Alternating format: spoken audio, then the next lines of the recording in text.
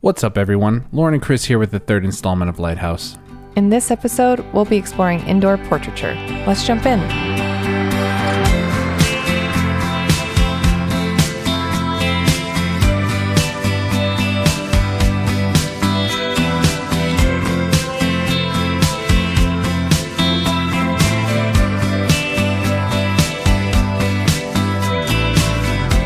The indoors is one of our favorite places to shoot.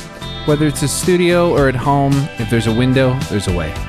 Similar to covered shade, windows reflect ambient light from outside, providing you with soft, even lighting.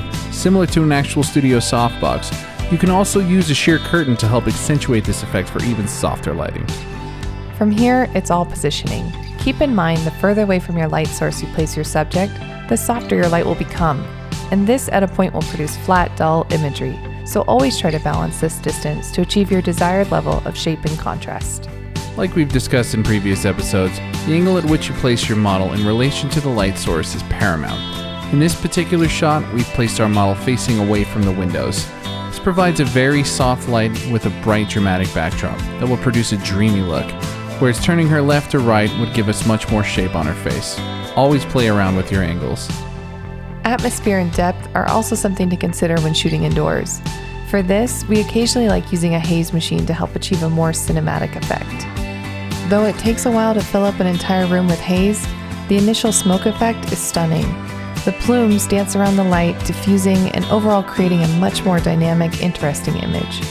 As you can see, it wasn't difficult at this point to capture some amazing imagery.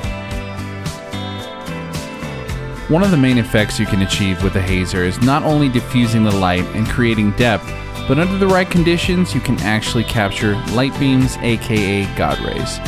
This shoot specifically was not actually ideal for this effect, but still possible. When trying to achieve light beams, we recommend as dark of a room as possible, with direct sunlight as your light source. Brighter rooms like this make it very difficult to create enough separation. However, with enough haze and a low-key exposure, you can still achieve this effect. One last thing to keep in mind is the loss of contrast you'll encounter with haze. While this can create depth and give you that cinematic look, too much distance between you and your subject can give you very flat imagery, which can be stylistic and intentional, but it's still best to keep this in mind when shooting. Just remember, you don't necessarily need a haze machine specifically to achieve this effect. Canned haze and smoke machines are also great options. This is Loren and Chris signing off. See you in the next.